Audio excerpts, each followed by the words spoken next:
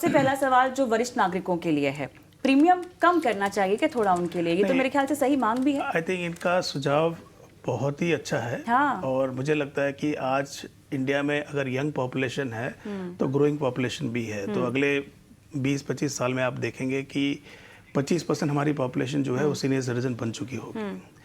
और इनका बिल्कुल सही कहना है कि प्रीमियम हर 5 साल तक बढ़ता है। हमारी भी एज जैसे जैसे होती जाती है हम भी प्रीमियम ज़्यादा देते हैं।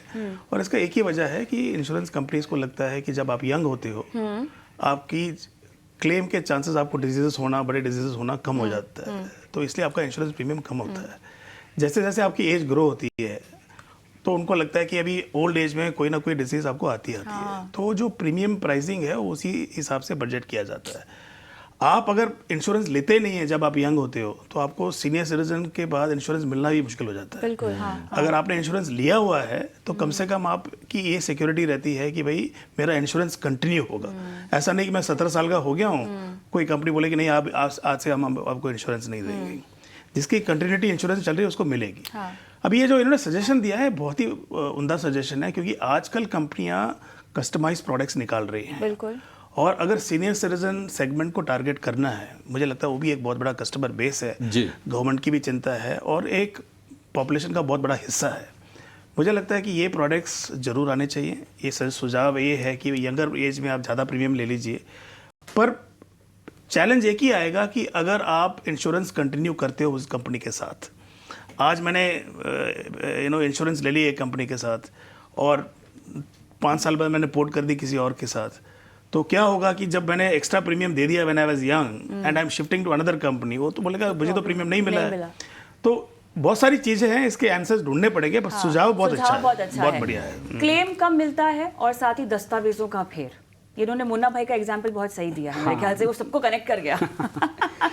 तो क्लेम कम मिलना एक्चुअली अगर आपको पॉलिसी कंडीशन सही तरीके से पता है और आपने अगर राइट तरीके से क्लेम डाला है तो क्लेम कम तो नहीं मिलना चाहिए, राइट। फॉर एग्जांपल कुछ ना कुछ तो हमेशा कटता है। हाँ, कुछ ना कुछ तो हमेशा कटता है। उसका रीज़न ये है कि आपने पॉलिसी कंडीशंस ऑनेस्टली बराबर से पढ़ी नहीं होती। और वो कस्टमर की उसमें you can not blame the customer because बहुत ही कॉम्प्लिकेटेड है टर्म्स एंड कंडीशंस। बिल्कुल।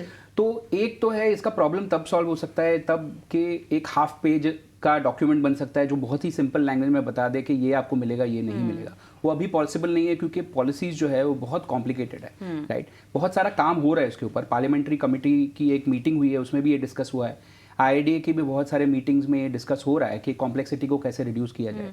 तो ये एक हेल्थ इंश्योरेंस में तो मेडिकल टर्म्स है ना जो जिनके आपको मिलते हैं, खर्चे नहीं मिलते, वो पढ़ते पढ़ते आप कट जाओगे कि नहीं पढ़ना, ये प्रोनाउंस ही नहीं कर पा रहे, कहना पड़ेगा। ना ही डॉक्टर रहना है बट आपको लीगल लैंग्वेज भी समझना है। हाँ, एग्जैक्टली। तो आपको दोनों डिग्रियां लेनी है, आपको एक डॉक्टर भी बनना है और आपको एक लॉयर भी बनना है, तब आप उसको शायद पढ़ पाओगे और समझ पाओगे उसको पूरा।